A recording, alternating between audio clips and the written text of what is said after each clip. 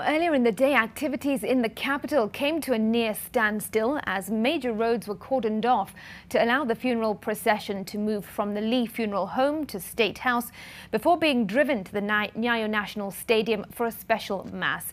The military took the lead to grant their former commander-in-chief a colourful last salute. Leila Mohammed followed the proceedings all day from the Lee Funeral Home to the Nyayo Stadium and back.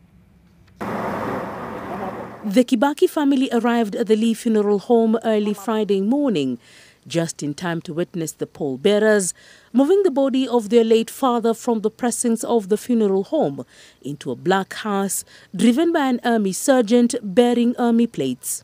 9 military outriders were on standby to accompany the body and lead the motorcade that started moving slowly at 8:30 a.m. On this day, Brigadier Jeff Nyaga sat at the front of the hearse with the body as pallbearers moved in a bus 3 vehicles behind the hearse.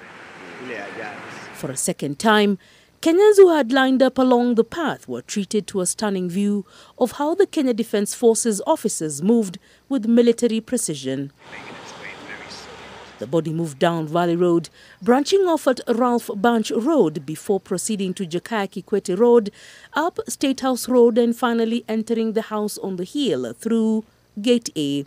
The GSU Presidential Guards accorded him a befitting guard of honor, lining up from the gate all the way to State House grounds, where President Uhuru Kenyatta was at hand to receive the body of his predecessor.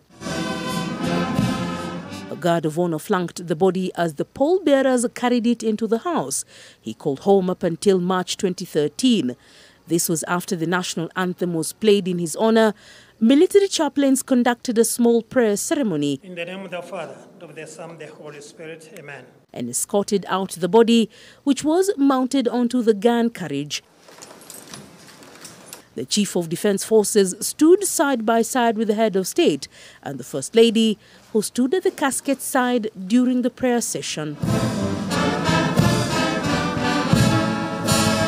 The military band, for one more time, played the national anthem before the motorcade, which was led by 2 police outriders, began moving out of State House with a full military parade, marching slowly ahead of the gun carriage.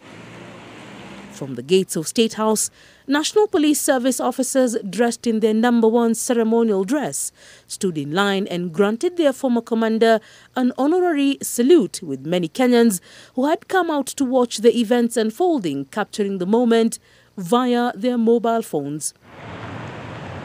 President Kenyatta's motorcade came after the 2 Hummers carrying senior military generals had passed, moving slowly and using the oncoming side to access Nyayo National Stadium early enough to receive the body of his mentor and predecessor.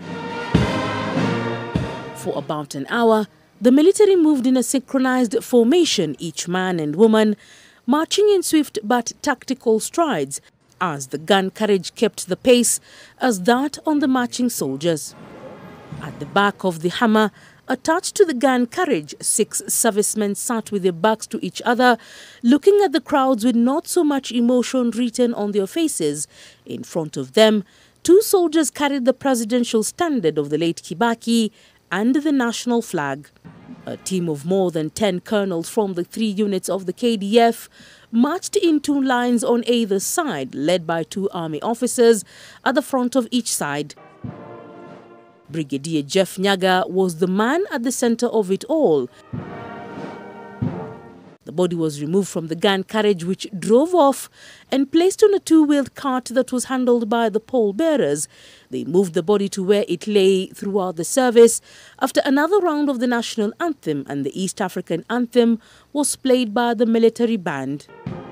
The family of the late president relayed their gratitude to the KDF for enabling their father to get a befitting send-off. The military, in their own professional way, because I must say it must be the most professional institution in this country, they have really assisted us to understand that even if Mzee was their commander-in-chief, he was first and foremost our father. So, General Kiboshi, as a family, we say, asante sana. Once the funeral service was done, the gun carriage was on hand once more. The body took the same route, going through Uhuru Highway, Kenyatta Avenue, Valley Road, Awings Kodek Road, and up the Lee Funeral Home, which will host him one last night before the military again pick up the duty of escorting their late boss to his final resting place. Mwai Kibaki's last salute has been conducted with military precision, and as he heads to his final resting place, many Kenyans who gathered here at the Nyayo National Stadium remember him as a leader whom they will never forget for his efforts to build this country. Leila Mohammed, NTV, Nairobi.